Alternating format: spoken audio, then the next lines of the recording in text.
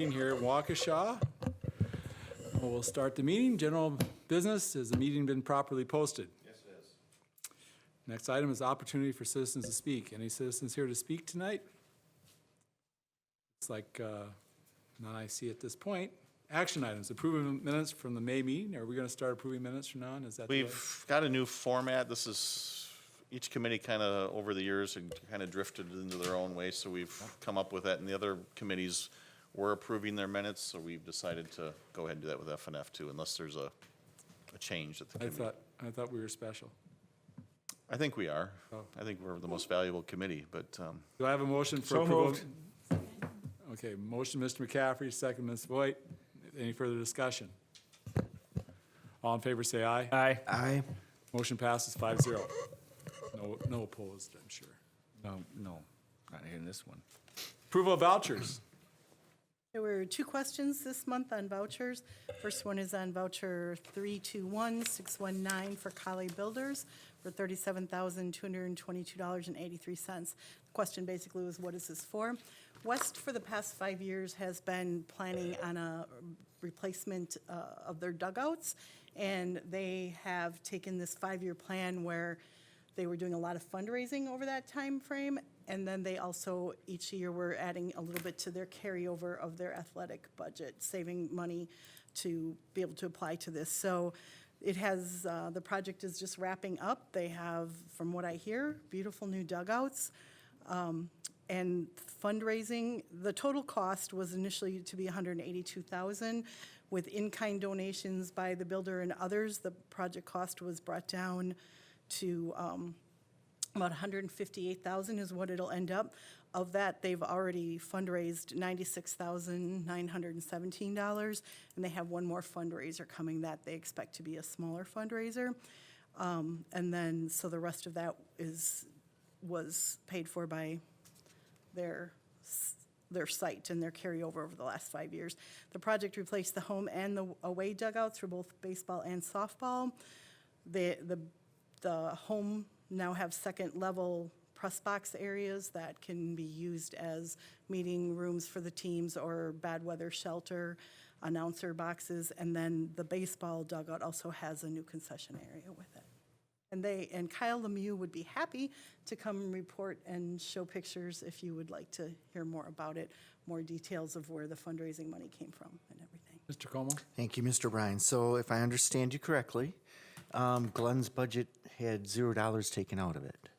There may have been some painting that they did from staff perspective, very Okay. minimal amount of staff that went into it, but very small, correct, otherwise. Well, thank you to those who did the fundraising, and obviously it was an important enough project to have some monies be taken out of the West budget to put towards it. So thank you to everybody who put forth that effort. Questions? Okay, the next voucher was for 321659, the Waukesha Education Foundation.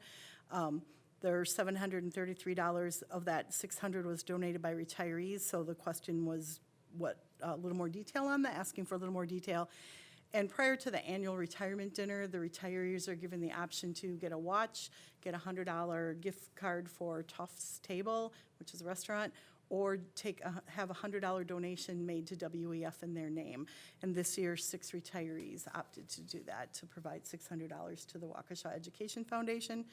And the remaining $133 is just the monthly employee contribution. Some employees choose to do payroll deduction for WEF. Questions? That is it for questions then.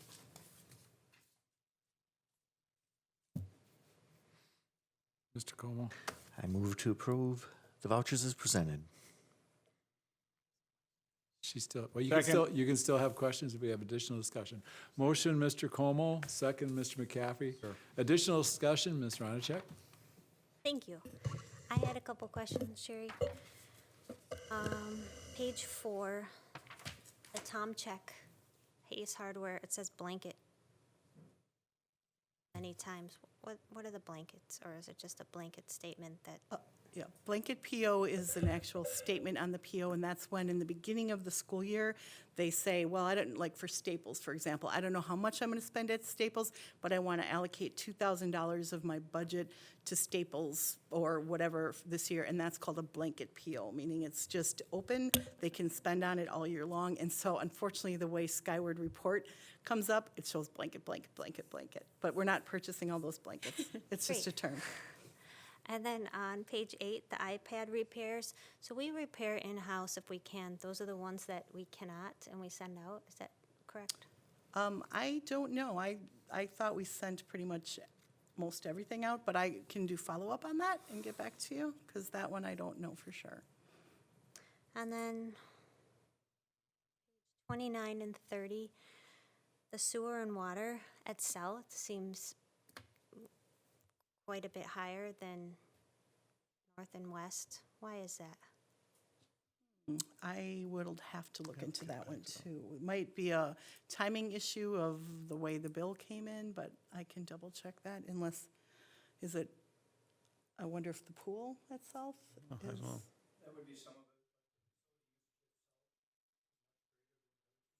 Oh.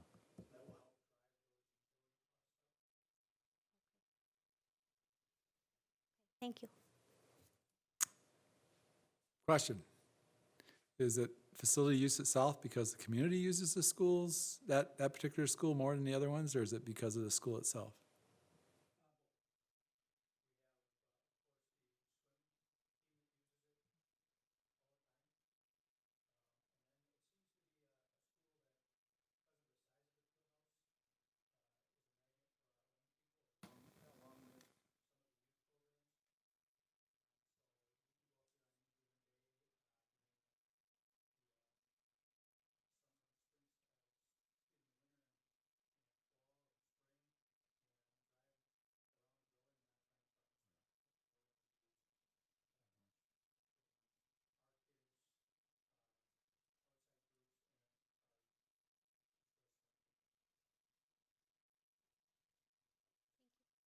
That's why there should be a community service levy. Okay, thanks, that's a good question. Any others? Do we have to do a roll call or no? All approved, say aye. Aye. Aye. Opposed?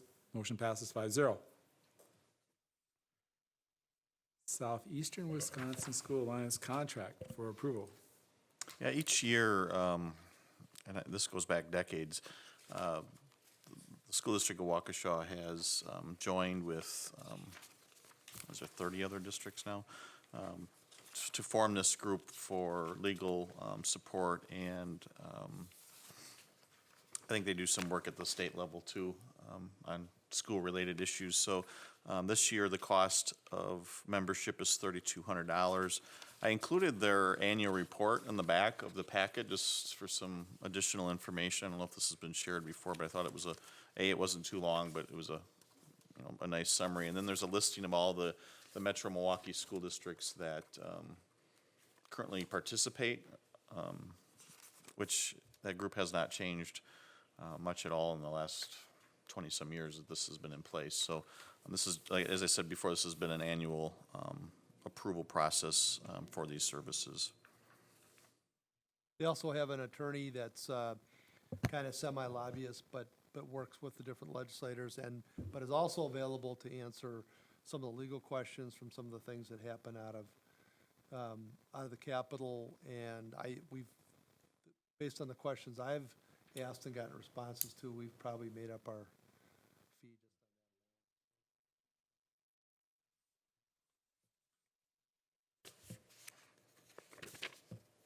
Do they have any meetings lately? They used to, back in the old days, they used to meet Well, they quite have them frequently. Tuesday mornings when we have our exec team meetings.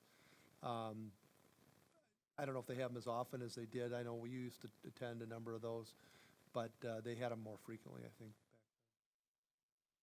They still meet. Well, let's try and get the calendar, and I'll see if I can make it on. And usually it's down by Tulsa or some places where they used to meet all the time. Tulsa or West Dallas, I think one of the two. So. Down in the area anyway, so maybe I can. Mr. Como? Was this the same attorney that we've used in the past, or did they change? No, it's a new one now. Maybe 2 years ago, the one retired, and Okay. it's a firm out of Madison that we're connected to. And I know that South Milwaukee is our fiscal agent.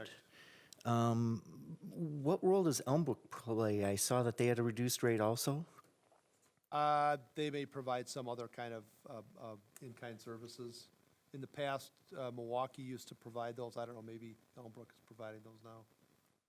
I know, Joe, you asked that question last year and we got the answer for you. I'm blanking on what the answer, but it was some additional service. But I can email that out to you too. Okay. I just remember you asking it a year ago. I appreciate it. And obviously, Dr. Gray has utilized the service quite a bit in the past, and I know you know the group pretty well. And it has, I think, served our best interests over time. So I would move approval of the resolution. Second. Any additional discussion or questions? Motion by Mr. Como, second by Mr. McCaffrey. Just real briefly, it covers a fairly wide cross-section of schools and mostly urban, suburban schools. MPS also has, besides the fee they pay, because they were the biggest school, they also have their own lobbyists and stuff that also contributes input to us as well. The reason Southeastern Wisconsin School Alliance was formed was, when you look at WASB, it's 465 school districts, and 90% of them have no grasp whatsoever about what Southeastern Wisconsin schools are like. The issues that we have more challenges with choice and open enrollment than a lot of the rural schools, where they'll be advocating for more like transportation aid or sparsity aid. So in order for us to have a voice, us larger school districts, we kind of had to band together and form this Southeastern Wisconsin School Alliance. And it gets down to how effective we are in reaching our legislators, and by having a lobbyist or liaison, as we call it. And also, because it's Milwaukee Public Schools, they're also very cautious about the fact of opposing school choice, because it's a popular program within the school district of Milwaukee as well. So it's not like it's an anti-choice group. It's more or less, let's support our schools and let's support education. Let's support as a group in this county region, and it goes from near Milwaukee County, Waukesha County, on down. So it's been actually a fairly effective group as far as information flow goes. Yeah, the other piece of that too was Southeastern Wisconsin doesn't do quite as well in equalization aid because of the manufacturing and the business climate in this area. So Southeastern Wisconsin taxpayers probably bear a little bit bigger brunt of running schools than maybe those in the northwest or northern part of the state, even the Fox Valley. So, you advocacies that would affect us as a district and maybe our fellow districts is the school report card, student discipline, funding for safe schools, poverty, special needs kids. These are things that are pretty dominant for this group, whereas rural schools have a whole different spectrum. And if you get involved with WASB at all, you see that there's just two different worlds out there, maybe three, and WASB doesn't really cover what our needs are. So, sorry I went on a long log, but it's okay. Any other comments? All in favor, say aye. Aye. Aye. Aye. Opposed? Motion passes 5-0. Brian, did you happen to bring copies of the easement? Enough for everybody? Okay, because otherwise I have some on my printer in my office right now that I forgot to grab, so. And So I appreciate believe Mr. Clark is making a reference to the next thing on our agenda item, and the approval of the City of Waukesha easement request, which I'm sure is a real stretch. Let's see how we do on that one. Yeah. They're supposed to sell us on Up to this. the table. So gentlemen, tell us why we should give an easement on this. Yeah, I can send them around, Brian.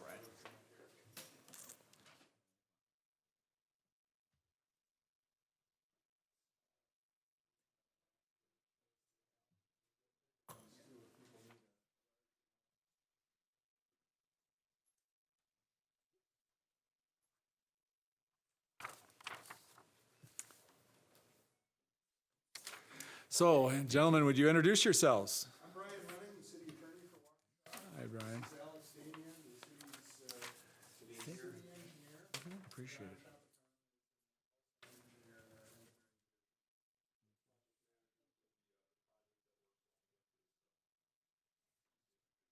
Okay, John, you were here last time, right? Correct. Okay, you have all the answers for us now? Okay, good. Did Darren demand things like we asked him to do and? I can only speak to that. I think Brian and Darren were doing the conversation. Okay. Well, apparently you're already familiar with Mm-hmm. and the easement for the 36-inch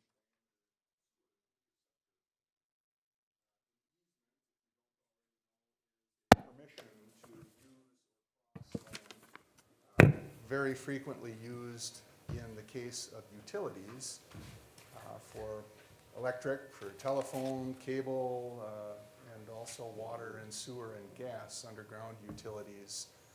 So this is the same idea. We're requesting permission to install a main that would cross the property on the west edge of the Lowell School property, immediately adjacent to an existing easement for water utility pipes that run through there. We already have an existing easement on the more easterly side of that property for a force main or a pressurized sewer main that's no longer used, that runs right underneath the parking lot.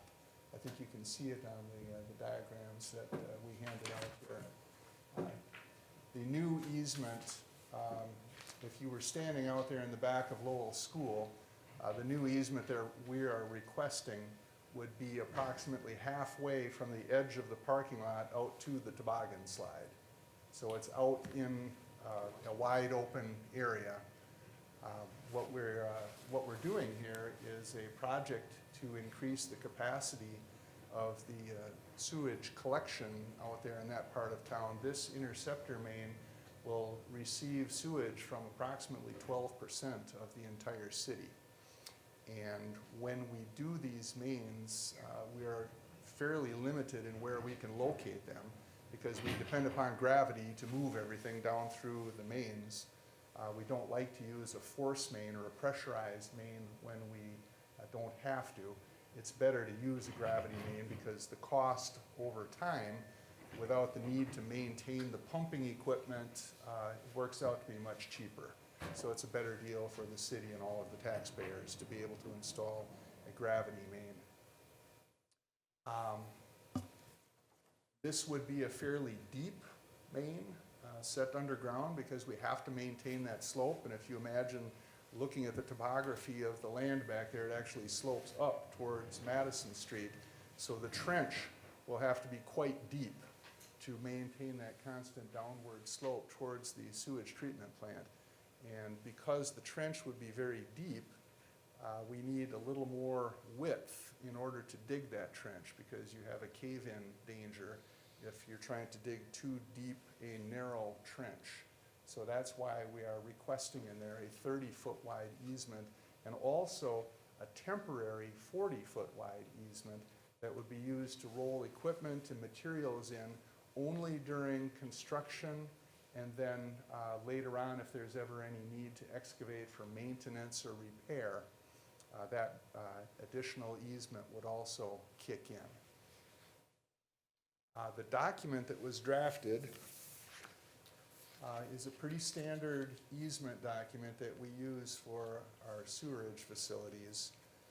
The idea is that it grants to the city a permanent easement for the installation and placement, maintenance, and operation of that main. And as you'll see, paragraph 2 is also the grant of the temporary construction easement, which is only active when where there needs to be work done on that existing main. Paragraph 3 talks about restrictions within the easement area, and these would be restrictions upon the school district. And the reason we have to ask for that is because if there are any permanent or even semi-permanent structures or improvements placed on the easement area, there's always the danger that someday in the future, if maintenance work is needed and excavation needs to be done, we would have to remove whatever's been placed on top. And of course, we want to minimize that. So the point of this is that we don't want to have anything that's going to be valuable, like a building. We don't want to have anything that's going to penetrate down into the ground too far and possibly interfere with the pipes underground. And we don't want to have, well, trees that are going to grow too large. Fences are okay unless they run parallel right down the center of the easement. That would be difficult, but things such as temporary bleachers that can be moved are fine. Other facilities that might, say a tool shed that's mounted on skids that can be moved out of the way would be fine. But what we don't want to have there is anything that one day might have to be removed at considerable expense, or something that would take time to get out of the way if, in an emergency situation, we need to get to that main very quickly. So that's why those restrictions in section 3 are there. That's what that's designed to prevent. Section 4 then says that just in case anything does show up in that easement area, we need to, because of the possibility for emergency work, we need to be able to remove those things from the easement area. If we do have to remove anything, we will give the school district as much as advance notice as we possibly can and work cooperatively with you in order to remove things in such a way that they can either be reconstructed or rebuilt or moved back into the location there. You will have some notice, but we do have to ask for the right to be able to remove things from the easement area. I hope you understand that it's a very important main for the city, and so blockages or other interruptions of service there would be very disruptive to a fairly large part of the city up in the northwest side. Section 5 then is allowing the school district to use the easement area for all uses and purposes that don't interfere with the rights granted to the city by this easement document. And that's to assure you that as long as there is no interference with the city's ability to install or maintain the pipes underground there, there is no interference with the school district's ability to use that surface. For instance, if you want to put a soccer field there, there's nothing in the easement that prevents you from using it as a soccer field and having kids out there play. Ball diamonds, whatever you might want to put out there, but it just should not be large, permanent type structure or something that requires boring deep into the ground. For this one, because the main would be so deep, we extended what we usually have here is a 12-inch limitation on driving posts and stakes into the ground, but we thought that in this case it would be down to 4 feet would be fine. So if you were going to put up a large chain link fence that might require the posts to be driven down or set up to 4 feet into the ground, that would be allowable. The city will indemnify the school district from any damages, liabilities, or losses, including those arising from personal injury, death, and property damage, including attorney fees, that arise as a result of our having this interceptor main on school district property. We carry insurance that's sufficient to cover those types of losses, and while we hope that those sorts of things don't happen, there is indemnification built in here to protect the school district from any liabilities that arise as a result of the city's main being there. We also agree that we will restore the surface of the easement area to the condition it was prior to any disturbance of the easement area that's caused by the installation or maintenance work that we might have to do. The rest of this is what we call boilerplate. The easement runs with the land, which means that if the school district were ever to sell that property, this would still be binding upon the successor owner. The non-use provision just says that even if we don't use the easement, that doesn't mean that we've waived it or given up the right in any way.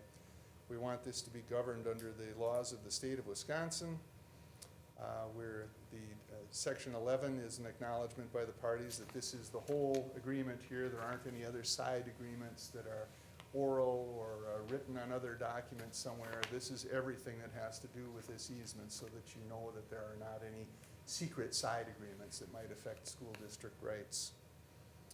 The notices provision just says that we have to give written notice to the, either one of the parties has to give written notice to the other party's last known address. The severability waiver, cost of enforcement, no public dedication, again, are standard boilerplate provisions that we put into any real estate instrument. If there are any questions about this, I've probably given you more detail than you wanted to hear already, but if you have any other questions, I'd be glad to answer them. One other thing the committee asked for last month was the map showing the depth of the line, and we were supplied those drawings. I didn't bother putting them in here, but we have them electronically. That was a request. So what is the depth? Depth varies on the north end, approximately is 11 feet deep to the top of the main, and near the south property line, it's approximately 30 feet deep. So if 11 feet and at the top, you're limiting us to 4 feet in depth? To the top of the north end side, it's approximately 11 feet deep, correct. So why only 4 feet in depth? Why not 7 or 8? Well, because 4 feet is typically what's required to get below the frost line to have a footing for something. But also because we can't have a permanent structure over the top. And if something is excavated down to a depth of greater than 4 feet, it implies a pretty large and at least semi-permanent structure. So you're acting like you're buying the land, not asking for an easement, because you should be asking for an easement relative to what your needs are with as least restriction to the property owner as possible. I mean, I understand all the stuff that you're asking for, but when you have an 11 feet deep thing and you're saying you can only go 48 inches, is you want to control the land completely, and that means you want to buy it. I didn't think you wanted to buy it, but No, you know, that's not complete control by any means. well, there's a lot of restrictions here. Well, of There's also a course, little bit of there's no public point in me safety. coming in here and try to sugarcoat what we're asking for. I want to be frank and honest in my discussion. And the fact is that if we have that main down there, we need to be able to get to it, to maintain it or to repair it. So yes, we are asking that that easement contain the condition that there not be any substantial impediments, a large structure. If a larger fence were to be installed, you know, you can set a fence post down to 4 feet, but if it were a footing for a building, let's say, then that would be something that would be very difficult to remove and expensive to remove if we needed to. No question. Caffrey. Looking at the map, why are you not doing it on the city's property? Is there a reason? Is there something in the way? Why aren't you going to 30 feet the other way or Going on the other side of the property line? the other side of the property line? Yeah. You went over on the other side of the property line, you get even deeper, the main gets even deeper, and once you get a little bit further to the south, you get into the hill even more deep, and then you can't even open cut anymore, they would have to tunnel it, which would be substantially more expensive. So it's quite a bit deeper. Well, Over that 30, if you look at it this way, it's not substantially deeper, but when you get to the south end, once you get at 30 feet deep, 30 to 33 feet deep is about the max you can effectively open cut. Trench. So every foot beyond that, although it doesn't sound like it's that substantial, becomes substantial. okay. That is actually, that was one of The couple different angles we looked at is because of the location of where the pump station is, which is near the corner. It's on the corner of. Right on the corner. Right, exactly. Obviously, that's further to the west. We did examine and Right. talk with the school, with the park district actually, of what happens if we came across on a different angle. Right. We would avoid the school district property Right. altogether. And partly it was because of the depth, and partly because also of the material that's down in the ground. And we did some soil borings out there. Frankly, the ground is more conducive to the digging at the location that we have it too. So, a couple different purposes for that. And then the other question I have is the construction easement. Is that under the same restrictions? The 40-foot construction easement, like, and for instance, I'm assuming you Yes. want that just in case you gotta dig that thing up. Right, it's mainly to have equipment be Right, able to to move bring in there in to fix it. without being on top of the trench area. So, so the same restrictions would be in place for 4 feet down, right? Right. You don't want any permanent, so your restrictions on, Well, no, not in the temporary. yeah, as but it's long really not as- temporary, because if that thing blows in 10 years, you're gonna need that easement back, right? Well, that's right. So it's not temporary. Well, it's temporary in the sense that it's only gonna be used, we only have the right to roll equipment and materials Right. out there when there's actual construction being done. We can't use it at any time we want to store No, materials or definitely. equipment or anything like that. But what my question is could we build a building on it? No. So the restrictions are the same, essentially, because you'd need at least a 6-foot trench to build a building for your footings, or 8, or whatever the city's Well, right, requiring, I guess so- the only difference would be that in the construction, the temporary construction easement, there wouldn't have to be a restriction on how deep you can drill something. Or Right. drive or set a post, Right, but it still would have to remain clear on the surface right, for we wouldn't equipment and put materials no to come in permanent and out. structures on that easement, so there would be no permanent structures for 70 feet. Right? A Yes, with the 70-foot 30 and the temporary easement also, yes, that's Exactly. right. Okay. They're side by side, not overlapping one Right, another. exactly. So Yes. on that, there is no permanent structures, okay. Correct. And just so I am clear, the temporary easement would also go with the sale of the land if we sold the land? Yes. Yes. Everything in this document Everything- would be binding upon the Yes. successor owners, correct? Excellent, thank you. When it says easement, it doesn't distinguish between the restrictions on the temporary or the permanent. The restrictions does not. apply to both the temporary and the permanent, for what's written here. Right, Right. The difference is that we can't occupy the temporary construction easement area except only at times Right. when there's actual construction you going on. can't have anything under it, Right, right. yes. So they won't have anything permanent, and either can we. Janacek? I guess I feel the frustration of my board members because we couldn't sell it because who would want to buy it with those restrictions? We can't plant trees on it for shade for kids. We can't put a building on it to house something that if that were some type of a field. So basically, that land is useless to us. And it seems like, so if you're asking for that, what do the kids get out of that? You know, if you're asking for this, I mean, I understand the taxpayers pay your budget and they pay ours, but we're supposed to do what's best on behalf of the kids, and if they need shade, I mean, are you gonna provide a shade structure someday because we can't plant trees or something? You know, there has to be, what are you doing for us? This most likely will not affect the saleability of the land unless you are selling it to a developer or some use that required permanent structures to be placed over that area. Utility easements both for stormwater drains and for sewers, sanitary sewers, are not uncommon. They're not under every property, certainly, but they're not uncommon. And land is sold subject to those kinds of easements frequently, depending upon the use, of course. The ability to plant large trees that would have roots going down or would create an impediment to getting to the main would only be within that 70-foot distance there. So that trees can be placed immediately adjacent to that. So yes, we're asking that trees not be placed within that easement area, but certainly trees that are adjacent to it, particularly when they reach maturity, would provide shade there.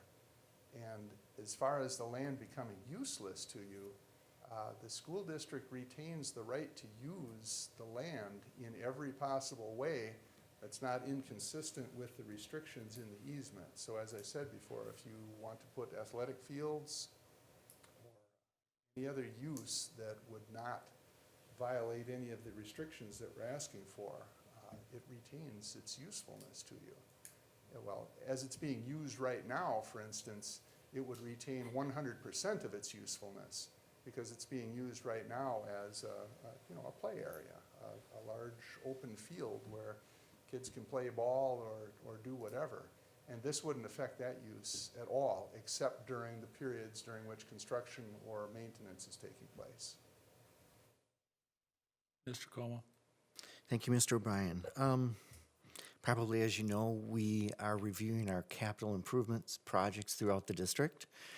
And we don't have any plans right now to add on to Lowell, but we may sometime, or future boards may have that in the plans or would like to have the flexibility for that as in future years. If we were to go forward and approve this, would we be able to put parking lot over that area? Yes, with the understanding that if it's necessary later to excavate to get down to the main and do whatever work needs to be done down there, that lot may have to be excavated. That's the case right now with the existing force main easement that goes across the property. It goes right under the parking lot behind Lowell School there. If we needed to get down to that, yes, we would have to excavate through the pavement. Okay. Parking lot would be okay, though. Okay. With that So, understanding, yes. One moment, Mr. Como. Do you know if we have to pay for the repair of the parking lot, of the one where the force main is, when you excavate that? I don't know what the terms of that particular easement document are. And then Under this document right here, the way this is drafted right now, yes, would have to pay for the We would cost have of- to pay, but you don't know the terms of the other one. And, No, I but if did the not- other one says we don't have to pay, then we're gonna pay here but not pay over there. Well, the other easement under which that force main lies is not, that force main is not being used right now. The odds of that being excavated now are extremely small. I don't know what the terms of that particular easement are. The terms of the individual documents would control in each case. I would imagine that that was done years before I was even involved in anything at the city, so I have no idea what the terms of that easement would say. well, that's what I was going to ask, is if we could have something put in here that if in the future this board wanted to put pavement in that area, that cost could be, if it needed to be repaired, that cost could fall upon the city.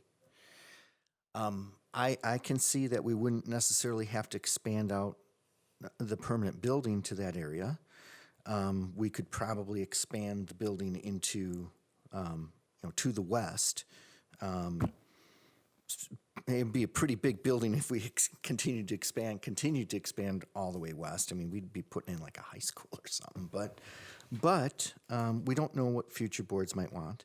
And then remind me, I wonder too if we ever did deem that area where we wanted to build a building on, let's say we wanted a permanent structure there, the property that is on the south side, right, where the tennis court is and the baseball fields, that's city property, correct? Yes. I wonder if we could maybe draft some language that if we ever really did want to have a more permanent building expanded, that we could have access to that area. Access for what? Well, it's almost like a quid pro quo of saying, hey, we would grant the easement now, and if a future board would deem that they wanted to expand the building, but we couldn't expand it onto the easement portion, that the city would essentially grant us the ability to expand out onto the area that you guys own right now. Expanding with a building? Yeah, only if we need Okay. a permanent Yeah, I see what structure. you're saying. Yeah. I get what you're saying. Because you cut us down going west, although the feasibility might not be there that we would build that far west if we had to. You just don't know. I mean, that's where our brains are at with this board right now. We don't need to build a permanent structure there, but 50 years from now, 100 years from now, I don't know. Maybe that's the perfect place to put a high school. You know, maybe North needs to get torn down for some reason, and we Well, need to use that certainly that's what land. you have to consider as a school board, is how this might limit possible uses in the future. This document is not our final demand, or, I don't want you to get the impression that I'm coming in here and saying that this is the way it must be. This is a document that contains the usual terms that we use for these kinds of easements. Certainly, the ideas that you're proposing are negotiable. We can talk about things like that, being able to put a parking lot on there, and then talking about who would bear the cost of replacing the lot if excavation was necessary. We can do those things, certainly. This, as I say, this is a typical document that just contains the usual terms. So, yes, we can talk about those kinds of things. We do have some time constraints, unfortunately. I don't want you to feel like I'm putting the bum's rush on you, but the fact is that we do have some money that's available through a loan program that might be jeopardized if we can't move quickly. That's my bare understanding of it. You guys could elaborate. Correct. There's a clean water fund loan through the state, and the state's fiscal year ends in the end of June. So we originally started having this discussion back in January, and so it's taken us this time to get to this point, so. Okay, look, I'm not against the city running their, doing this project on our site. I'm not against sharing property with the city in a reasonable manner. I'm certainly agreeable to that. I'm not even interested in doing a trade or asking for the city to encumber their land so that we don't get a quid pro quo. What I will say is that the reason we're here and the reason we're taking more time is because the things we talked about at the last meeting haven't been addressed. We want to give up the easement with as little encumbrance to the school district as possible, as reasonably possible. You came back with a standard boilerplate thing, made a couple of adjustments, but didn't take into account that we still want the flexibility of using the land as much as possible. I can understand where we don't want permanent structures there, things like that, but not being able to plant trees more than 4 foot high is not being flexible, because trees do grow, and then turning back and saying, well, if you pave there, you're going to have to pay for repairing. That's what's in this contract. We'd have to pay for that.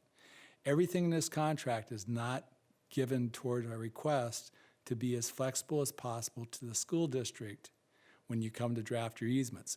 I'm fine with doing an easement. I understand that I want to be a good citizen of the community as a school district, but to be this restrictive in terms of the parameters on this is not what we requested.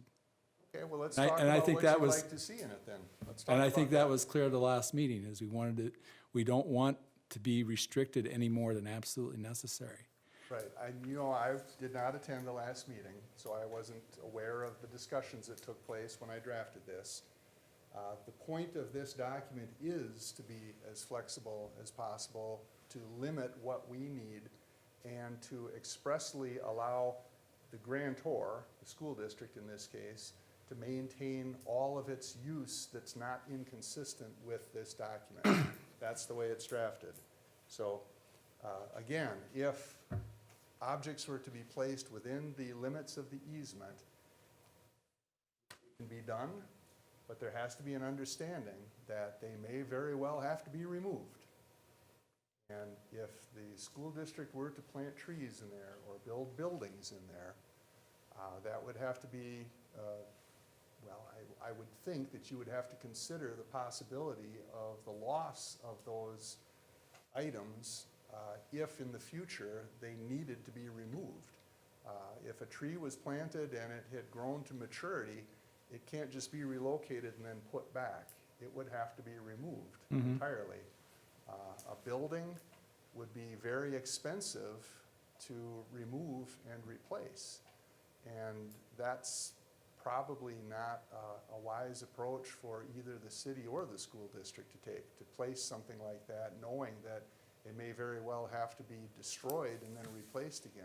It wouldn't be a frugal approach for either one of us. So if there are particular items that you'd like to talk about, we can certainly do that.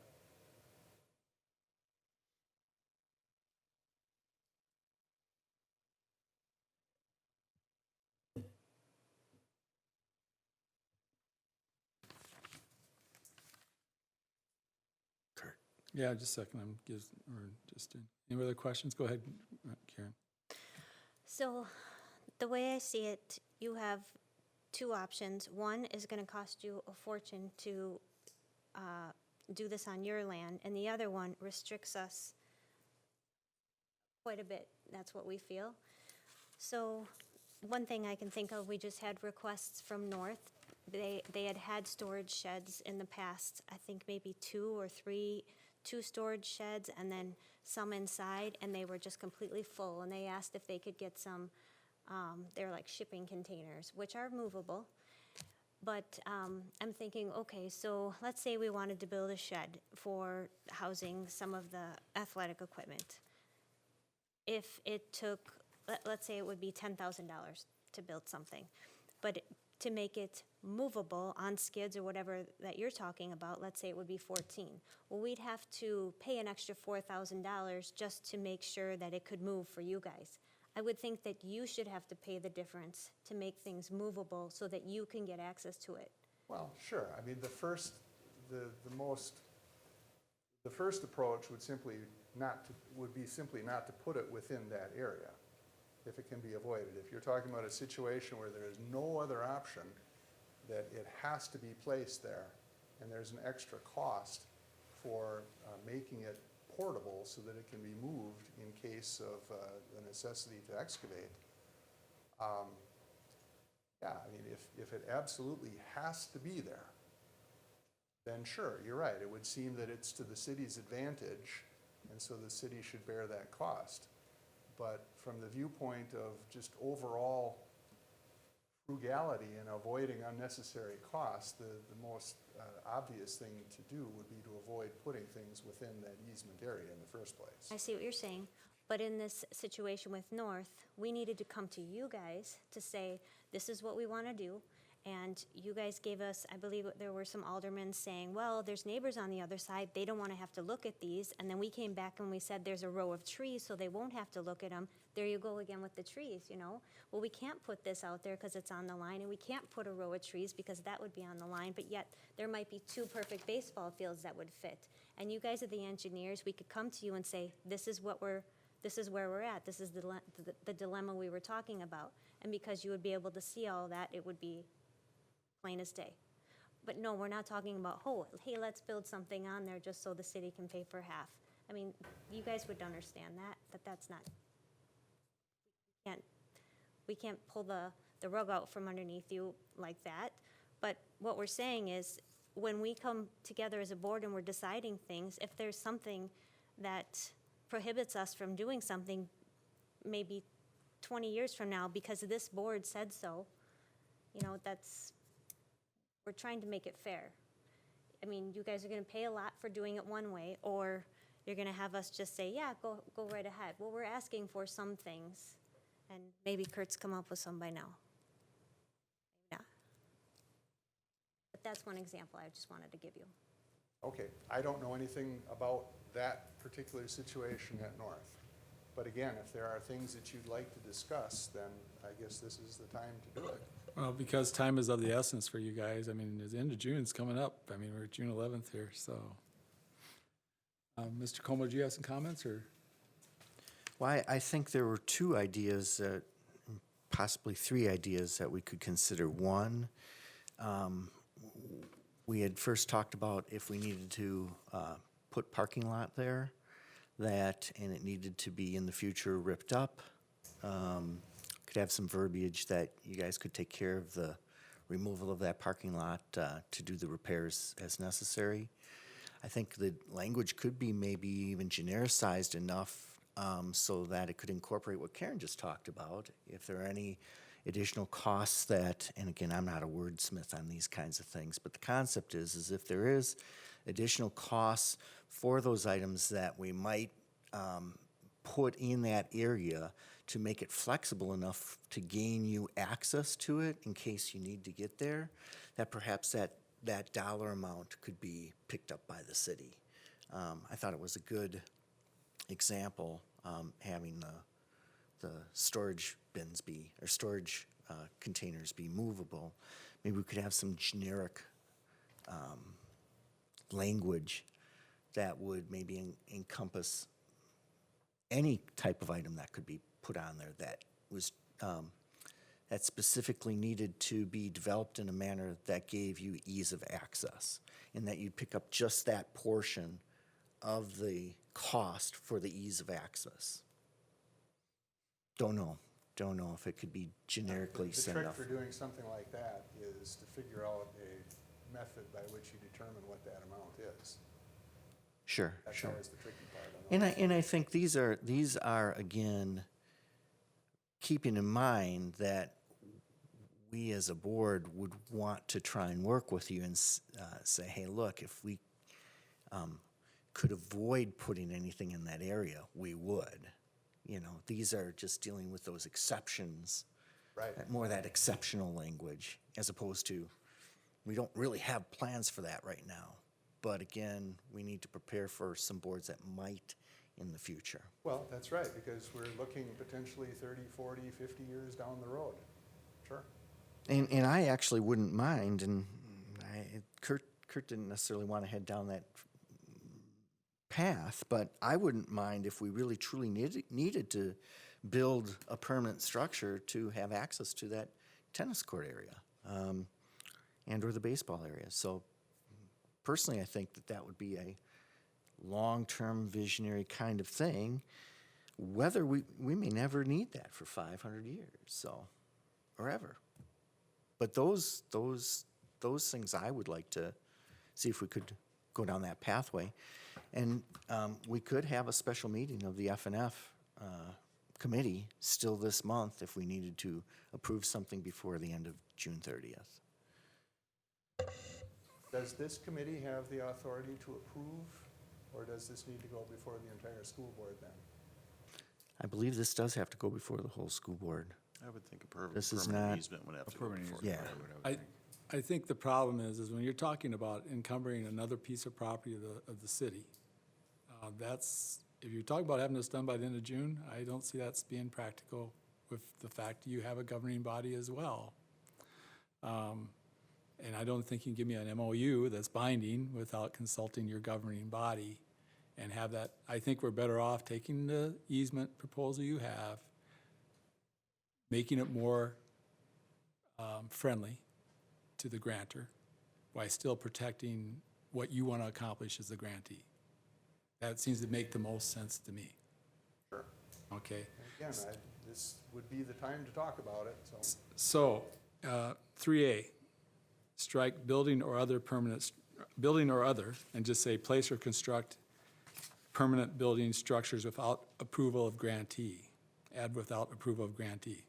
Because if you grant us approval to build that structure, we want to be able to build it, okay?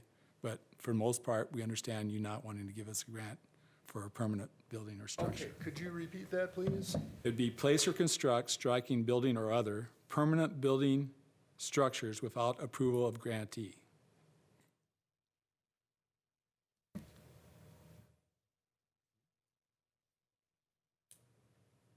Because if you give us approval, we'd like to be able to build the building. But if you don't, at least this gives the option of you approving us building a permanent building. That's It's not fine. likely you're going to do it, but I'd like to at least have that option. Yeah, that's fine.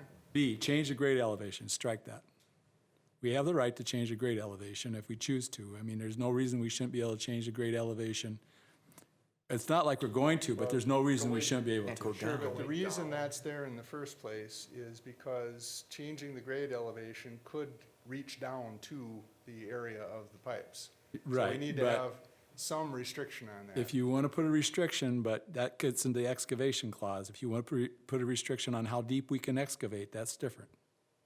Okay? So, that would be the same thing. You're talking about excavation, you're not talking about grade. Well, yeah, you would be. Well, it's one or the other. It doesn't have to be both. Well, By the way, I'm striking, excavation- I'm striking excavate too. It's, what you need is a clause that says that we can't be allowed to damage the piece of whatever that's going down there. We have to stay clear of it by X number of feet. Right. That makes sense. But that, what you have here is no change in grade elevations, no excavation. That doesn't make sense. Okay, well, I would propose then that we have the same sort of language as you proposed for 3A, requiring approval. No. That gives you complete control. We want to be able to excavate within the rights of the district to excavate and still not damage your pipe Okay, or do then anything. there has to be a depth restriction. You can make a depth restriction. I suggest 96 inches. You're down at least, Above the pipe? you're above the pipe. You're down 11 feet at the start of the pipe. 96 inches is as much as we can excavate. 11 feet at its shallowest, so 8 feet would leave a 3-foot margin.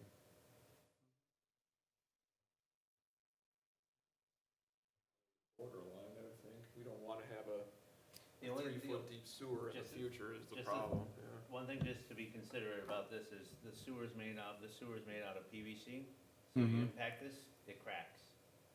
Yeah, we're talking at the shallowest point.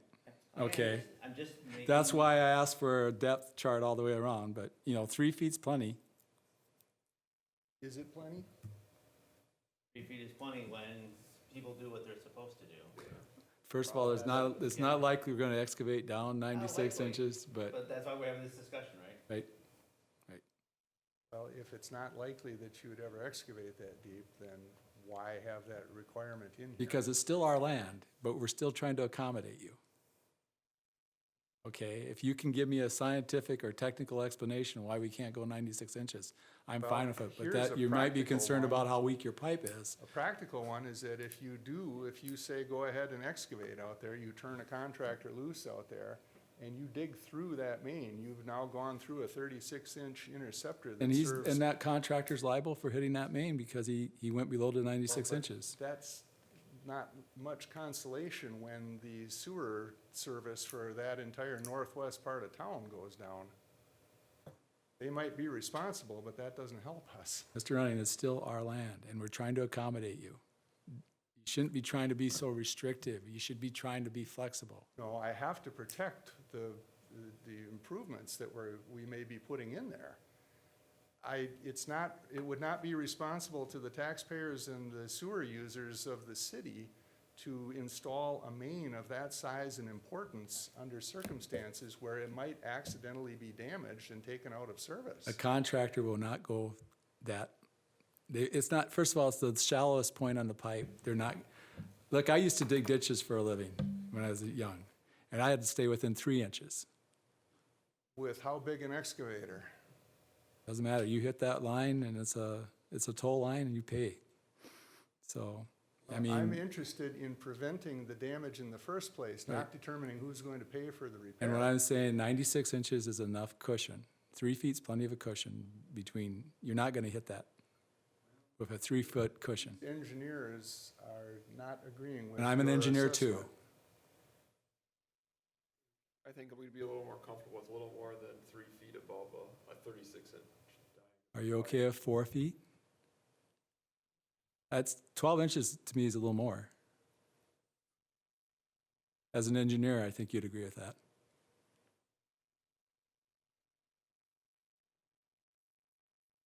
Five feet would be a little bit closer there. No, We can't, 5 feet, you're running into pipes underground potentially freezing because of cold frost getting in the ground and things like that. 5 We'd be feet able to is- dig down 6 feet? Is that what we're saying at that lowest point? We would be able to go down 6 feet if we kept a 5-foot range. How about this? How about this? We will leave, you will allow us 5 feet of clearance on the pipe, and you'll lay out the depth of the pipe all the way through the property. And we can dig down to within 5 feet of the pipe, the top of the pipe. I'd wanna dig down to the top of the pipe, but I guess that's, Within 5 feet of the top of the pipe, all the way through the property. In other words, the pipe, as it goes down. That would be a 28-foot excavation at one end of the property. So I'm just saying, what are you worried about? What that does, It's our land. what that does give us a little flexibility on though is if we wanted to, let's say, plant the trees, we would plant them more on the south side as opposed to the north side. So it gives us some flexibility, although that might not be a measurement that we would take into consideration for that project. It still gives you the clearance that you want, but the flexibility that we want. Yeah, I mean, that's all we're asking. And we're trying to make this accommodate the city, but, you know. No, we have to be at least 5 feet above the top of the pipe at any point in the pipe, at any point in the area. So we So we can only go down- We cannot excavate within 5 feet of the pipe is how you could put C. Of the top of the pipe, Top of the Top of the pipe, pipe, yeah. you won't wanna do within. at the Okay, point. to go back to B momentarily, did we agree upon a distance for changing grade elevations? No, strike change the grade elevation. Your only concern there was about excavation. We could change the grade if we want to. I mean, it's unlikely we will, but we can. We may have a drainage issue or something that we have to deal with. We may have to, Swale it. yeah, there may be any Sure, number of but things that could happen, so there's no Why not reason. have a depth, a restriction on how deep those grade elevations can go? That's the excavation within 5 feet of the pipe. That's the same thing, same type of restriction. We can't dig down within 5 feet of the pipe, top of the pipe. Okay, so why not say change the grade elevations? Because it's but an not extra within condition 5 that feet doesn't of the have to be pipe? there, isn't it?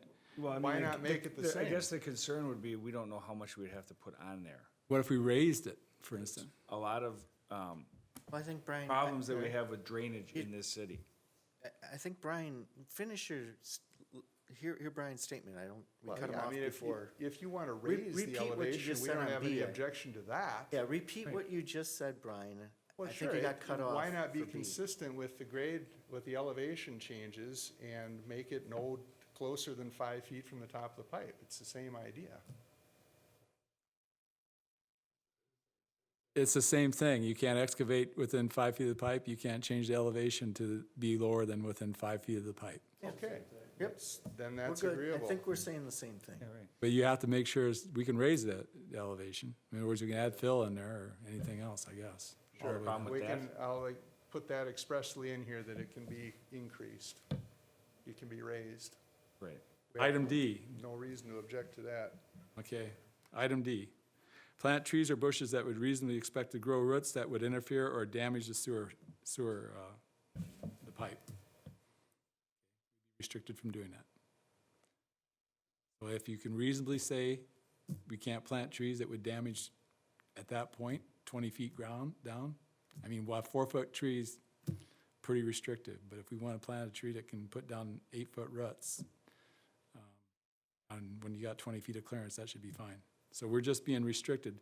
Okay, well, that's not strictly about the roots, though. That's also about the size of the obstruction. I understand, Also, the risk that it might have to be removed. I understand the removal, we'll get into that later. But this is to say that we want the restriction based on the damage it could do to the pipes, on that tree part of it, okay? Set posts deeper than 96 inches or drive stakes deeper than 96 inches instead of 48. Have to do it with the 5 foot there, aren't you? within 5 feet of the.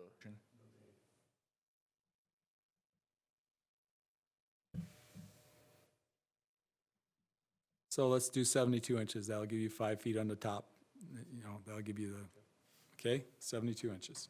Well, not if there's a grade elevation change. And then an excavation. Okay, Why well, don't we set just posts, maintain set that posts, 5 foot set posts distance within between 5 five foot, foot? that's fine. But then it's Yeah. covered. Yep, just do the same thing. Okay, we can have restrictions on curbs and sidewalks except for specifically improved by writing to the grantee. Scratch the pavement, we can put in pavement.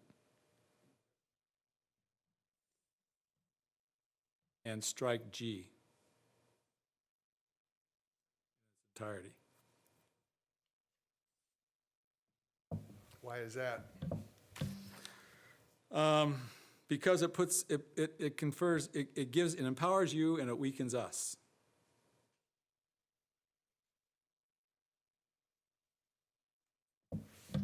I don't like that. That's very clear that you Yeah. don't like this, but we're trying to protect a very valuable I'm trying to asset protect of the my, city. yeah, and I'm trying to protect an asset of the school district. And this empowers you, legally it empowers you more than I want to empower you.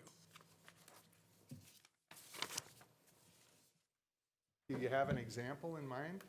I don't, but I'm not, if I had a lawyer here sitting on my side of the table, he'd probably tell me not to agree to it. So I'm not agreeing to it. So I don't know why you can't strike that. Well, because there may be things that are not foreseeable right now that would unreasonably interfere with the easement rights.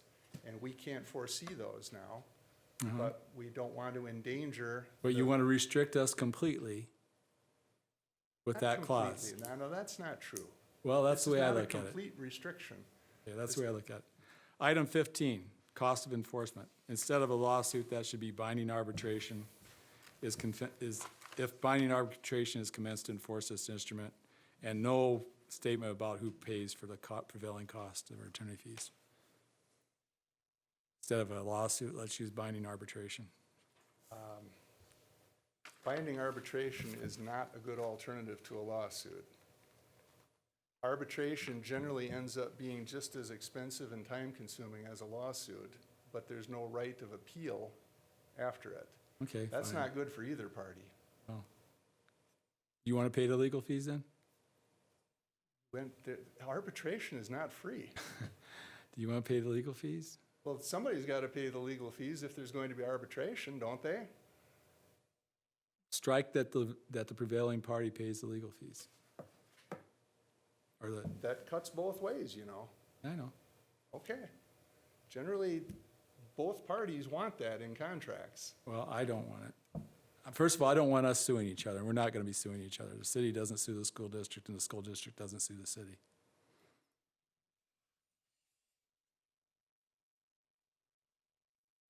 You can choose between lawsuits and binding arbitration. I'd rather have arbitration myself.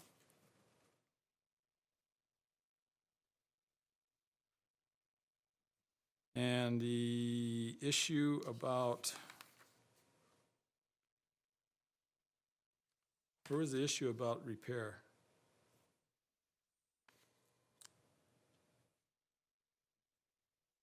Because I want to allow you to move trees without having to replace them. Number seven? Restoration of surface. The grantee shall Restoration, not be required to okay. replace pavement, trees, or bushes. Okay, grantee shall not be required to replace trees or bushes. Pavement, yes. So scratch pavement. That's okay. I think that'll be the fastest, if we can make these changes, and the main thing is just keep in mind that we want both of us to be happy at the end. Not one side to be really happy and the other side not to be quite so happy. It's a sewerage easement. I don't expect anybody to be too excited about it. So are you recommending that these changes get done and be ready for our full Board of Education meeting on Wednesday, so that action could be taken? And we would just present at the full board that, although we didn't formally vote on this, because I think the city still would need to have time to make the proper changes. Can you have the proper changes to Mr. Clark by Tuesday morning so that Mr. Como or anybody who's on this committee can review it, and we'll go ahead and schedule it for a full board, Tomorrow. or tomorrow morning? That is, At what time tomorrow? Soonish? before noon, Sure. yeah. Then we can go over it, and if we feel comfortable with it, we'll see if there's some changes we'd like to make afterwards, we'll let you know. But if you make these changes, relatively speaking, anybody else have any other changes they'd like to implement? Diane? No. Mr. Como? Well, now we can stay on track for the grant and try and keep it moving along. Ms. Ryanchek? We work together good on a health clinic, so I'm sure we can do this. Thank you. Okay. All right, thank you. Okay, thank you.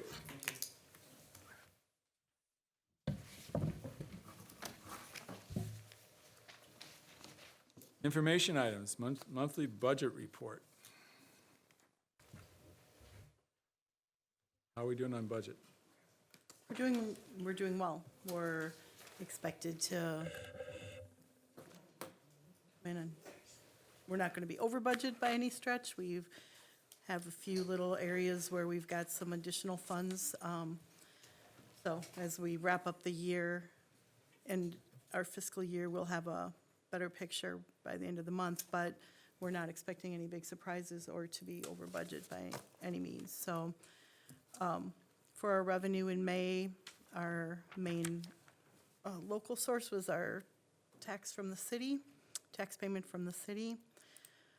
Interdistrict sources, we had minimal activity. Same thing with the intermediate sources, that's just Carl Perkins, and we're expecting our final grant claim to be submitted in June. State sources, we received our educator effectiveness payment. We're on target with our payments for this year, have no surprises there. Federal sources, we received grant payments in May for a large sum. We've collected 64% already of our grant payments. As the year ends, we'll finalize our final claims. Nothing much in miscellaneous. Overall, our revenue, we're collecting at 71.81%, and last year we were at 72.12 at this point in time. So we are in good shape from a revenue perspective. Expenditures, salary and benefits, as always, are our biggest, and there's really no big surprises there. There's some categories that are over and some that are under, but that's more accounting codes. The overall bottom line of our salaries and benefits is good shape. Non-capital objects, nothing out of the ordinary. We're at 74.77%. Capital objects, there's a large credit amount in there this month, and that's due to a technology resale. Debt retirement, no debt retirement. Other objects, minimal activity there. And overall, we're at 66.8% of our spending, which is really close to last year at 66.23. We have some good news on open enrollment. Our ins are higher than our budget, so we have a little bit of money there that's going to, our outs are a little bit higher, but not nearly as much as our ins. So our revenue there will be better than expected. Special education, really there's not much activity in special education until the end of the year with our final claims, and then we do our big transfer from Fund 10 to, that one you cannot have a fund balance, positive or negative, so anything there has to be bought out by Fund 10. We don't expect it to be over budget at all from that this year. Any questions? Kind of flew through that pretty fast, but we have a lot of items left on the agenda. So on question, there's a perception out there that we've saved a lot of money with our healthcare clinic. From a budget point of view, do we see that? I mean, has that year to year, has that savings showed up? Then is it matriculated via the healthcare clinic, or is it just part of? What would be your feeling on that, Mr. Clark? I think it's, first of all, and I'm not trying to dodge the question, but health claims year to year are so different to each other, you're never comparing apples to apples, right? I certainly think there's a value to it, and there is savings in certain areas, and I think the benefit to staff is worth something. I'm not going to try to put a dollar amount onto that, but it's part of our offerings. But I think overall it has saved us some, but with any degree of accuracy, I don't know if I could tell you a specific number. Mr. Como? Well, we did get a report that talked about cost avoidance. And there were some details in that about a month ago that came out. I don't recall what those dollars were, though. But cost avoidance is different than, Yeah, and I have to be a little No. bit careful because I want to stick it to the budget. I don't want to make it into a healthcare. Sure. yeah. But overall, I think overall, it has been an advantage to us. So we don't throw it into a budget projection in the past or in the future. We haven't projected savings from it as part of our budget projection process. I think we're getting to the point now where we have enough data. You know, in the early years, you didn't know what participation was. It was such a new concept. But now I think we're getting mature enough at the clinic where you can start projecting, what claims will be coming out of the clinic. Even, I think this is just over a year now, we just added PT, for example. We never had PT in years 1 through 3.5, I think it was. But now, you know, after a couple of years of offering that, I would look at our UHC PT claims versus our clinic, and they should be inverse of each other. Now, unless there's overall an increase in PT. I mean, that's the wild card in trying to compare this data. But I try to grab 5 or 6 of those kind of key data points, see if there's like more trend analysis than specific measure, because claims aren't constant. So the premium share that we do is what ratio right now? 12% if you do the health risk assessment, which the vast majority of staff does. In 17, if you don't. 17 or 18. It's such a few amount of the staff that's on that I would have to double check that number, but it's in that range.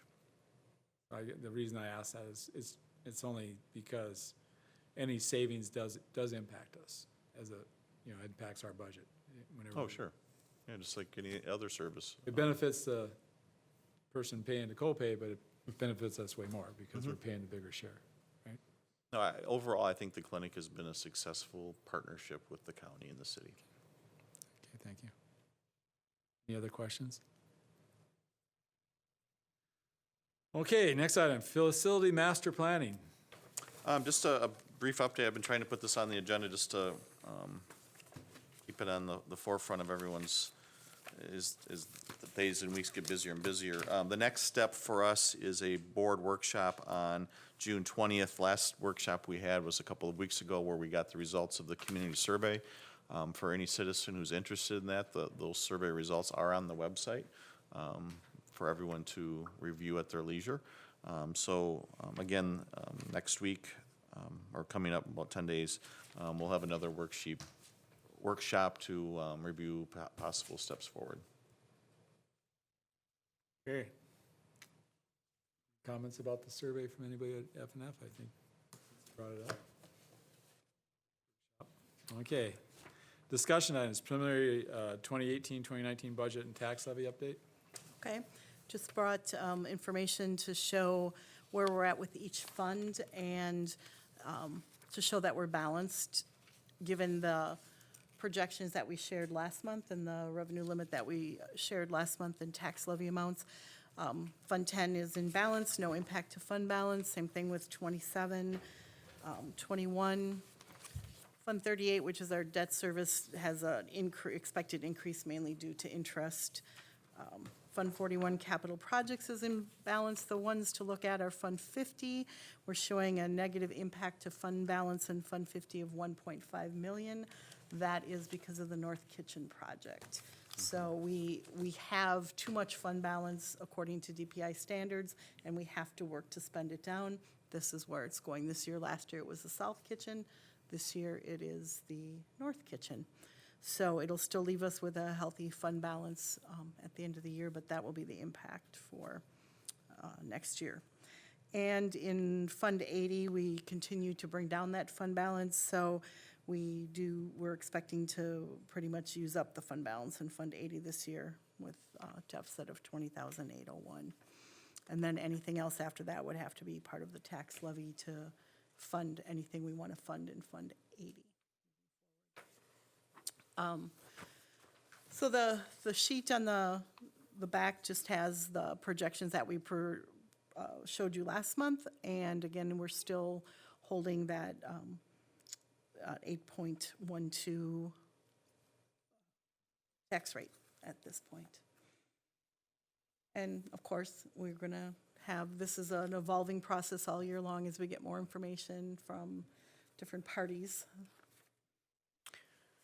Mr. Como? So the total revenue limit is going to be down by 1.8 million. Correct. Roughly. And a lot of that, how much of that, or is mainly all of that due to our declining enrollment? It's driven directly by the decline. So 100%. Yeah, you get an allotment per child or student.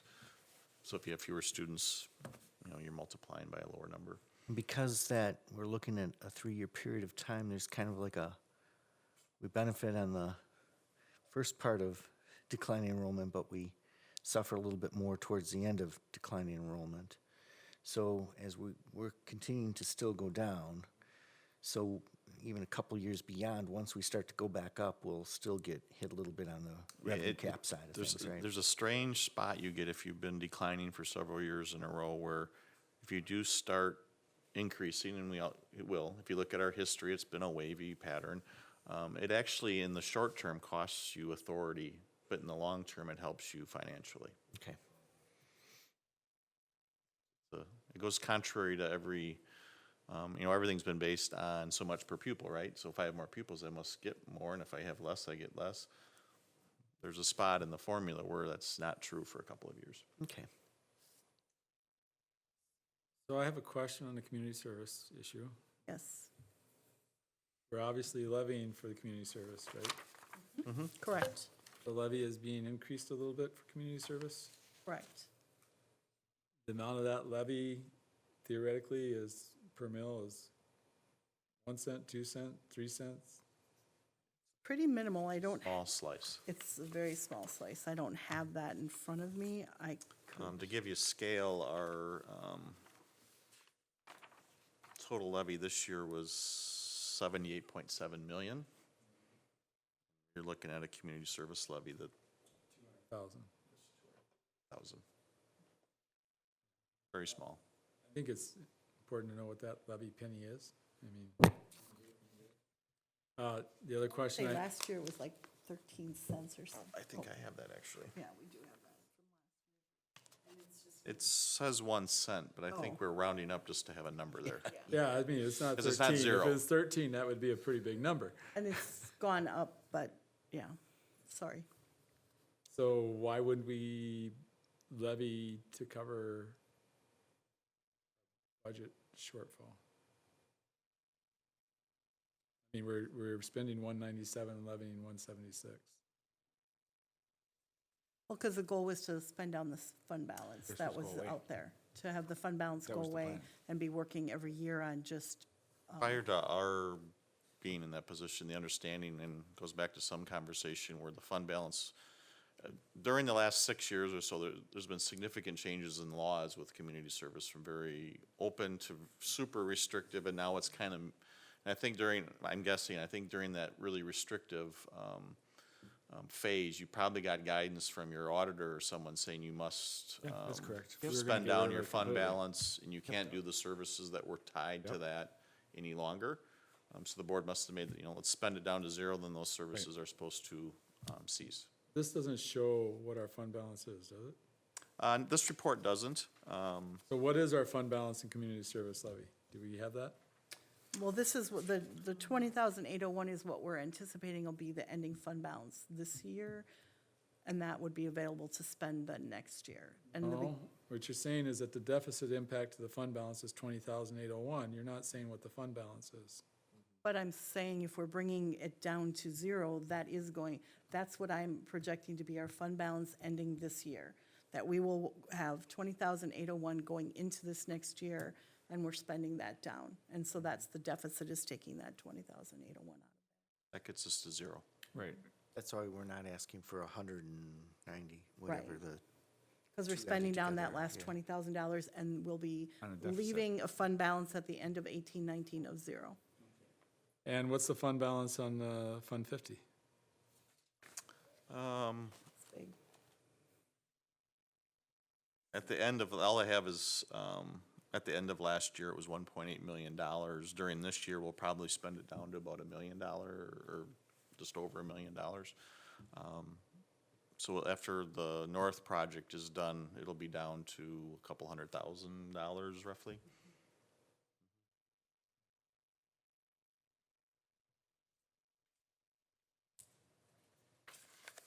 Okay.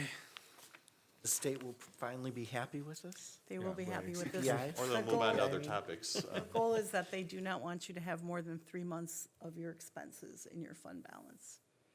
And they force you to have a plan every year if you have more than that. And they take that based on our annual reports of Fund 50. Keep in mind also that a different government formula, if we didn't fight it every year, suggests you raise your fees too. So we're like fighting ourselves in this situation, but we have a plan. I mean, we have a very solid plan in place to spend down that fund balance, so. It's been filed and approved by DPI, so. There's actually a board on your way out, you can see the north, renderings of the north cafeteria and servery. There was no problem with having a fund balance, and there was no problem with raising fees. We wouldn't be able to do these two projects if we didn't have a fund balance. Better believe it. And we probably were undercharging. Kept saying if we lower our price, we'll get more people. That didn't turn out so well, you know, And you did approve a raise for this this year. year. Yeah.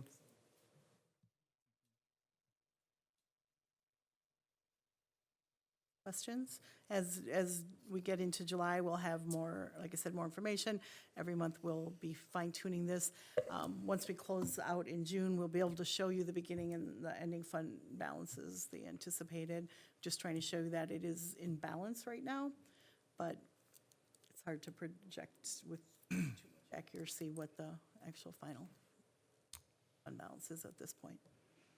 Next month will be much better. Very much. Any other questions? Item B, you want to just mention about what's on item B, or? Yeah,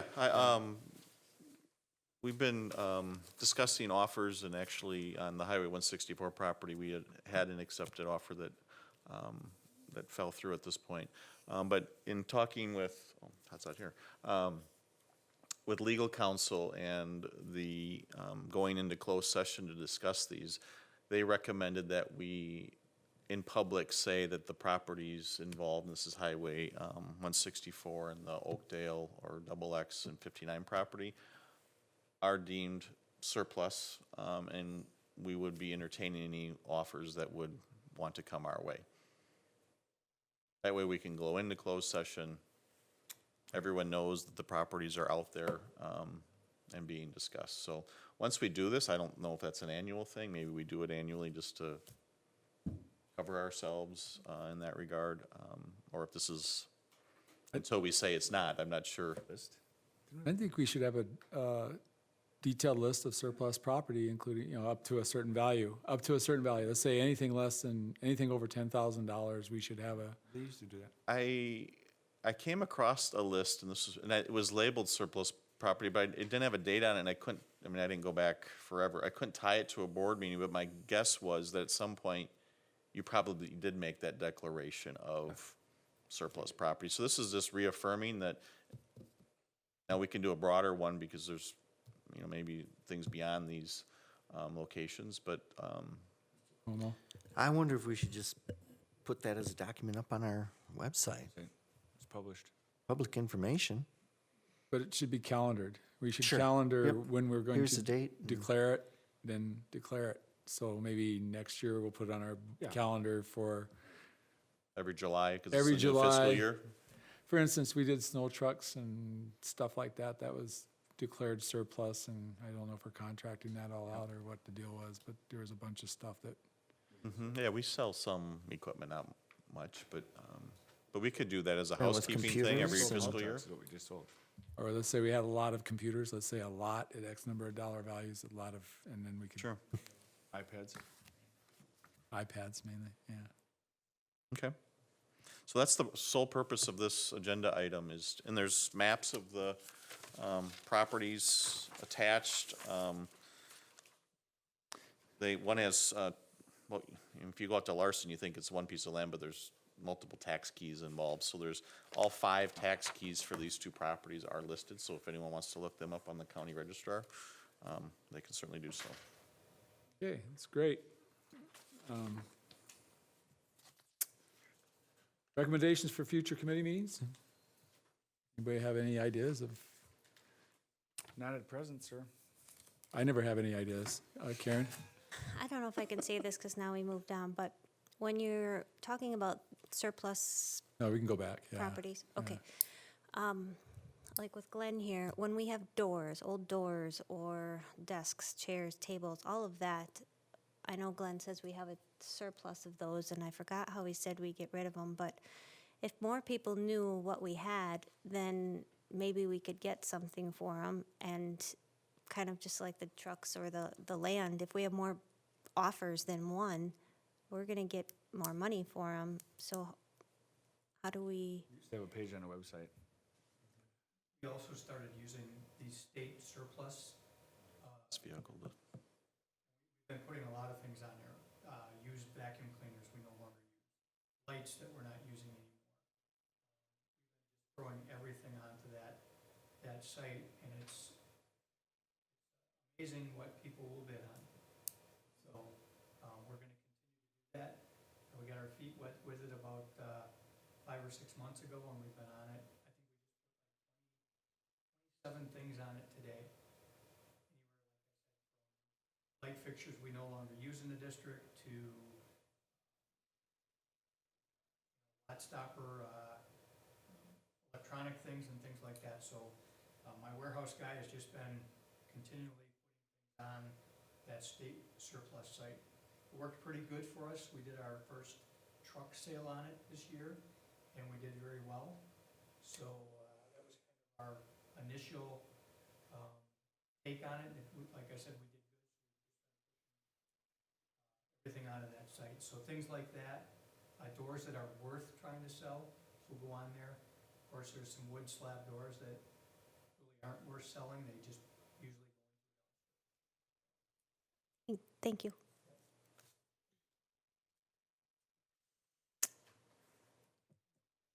Okay, recommendations for future committee meetings, nothing from Ms. Reinacek? Como?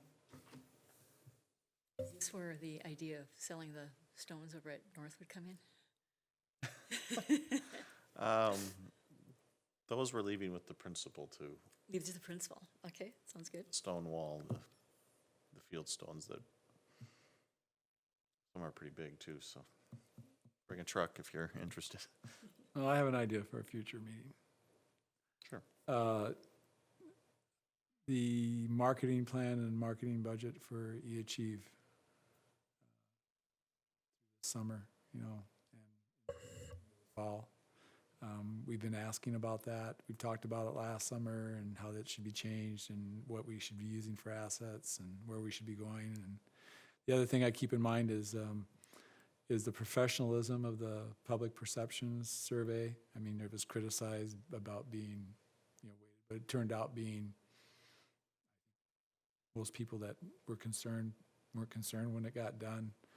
I think we need that kind of professionalism when we're into things like eAchieve as well, whether that means a third party or just figuring out how to do it ourselves. But I'd like to have an accounting of the marketing and hope isn't a strategy, you know, that type of thing. Mr. Como? Could we add to that discussion a basic question? Why is the eAchieve budget separate from all the rest of the communications budget? And why wouldn't they just all be under one charge with our communications director as opposed to being separate? Last year, we had eAchieve come, and then mid-year, we had them come for that potential expansion of services. So I had anticipated, I don't know if we'll get to it this summer or what, just having eAchieve come again just to do a general, how are things going? Because it is a big operation in our district. And that could be part of that marketing, or do you want it more specific to the marketing plan itself? I don't want to I think Mr. Como brings up a good point. I mean, I don't think our HE people are marketers or communications people and per se, where we do have a communication persons on staff that, you know, I feels very talented.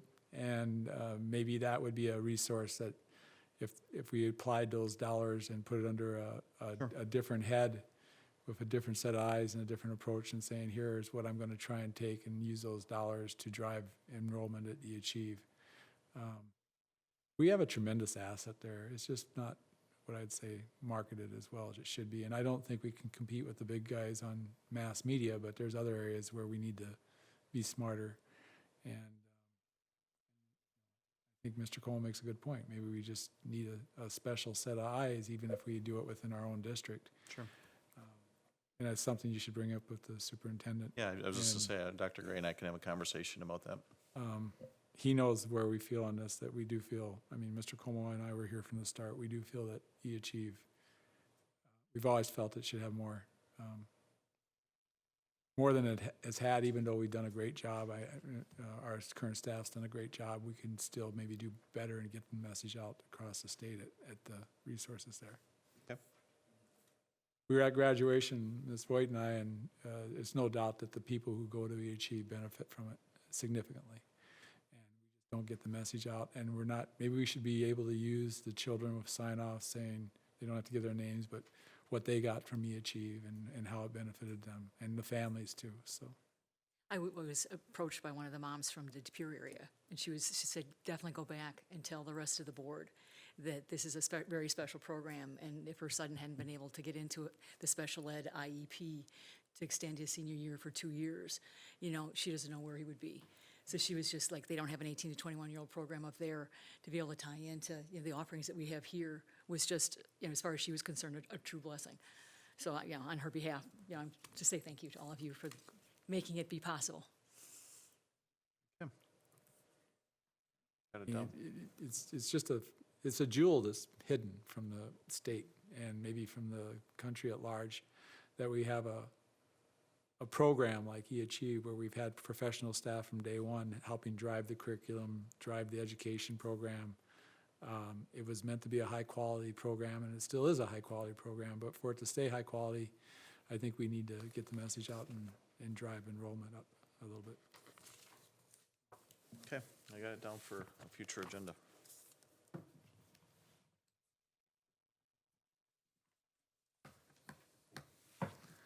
Okay, do we need a closed session? I think we probably do. Is anyone going to drive a motion for me? Ms. Ryanchek? I move to adjourn to executive session pursuant to Wisconsin Statute 19.85, parenthesis I, parenthesis E, for deliberating or negotiating the purchasing of public properties, the investing of public funds, or conducting other specified public business whenever competitive or bargaining sessions require a closed session. Second. Roll call vote. Discussion? Roll call vote. Ms. Voigt? Aye. Mr. Como? Aye. Mr. O'Brien? Aye. Mr. McCaffrey? Aye. And Ms. Reinacek. Aye. Okay, we will adjourn to executive session. Thank you.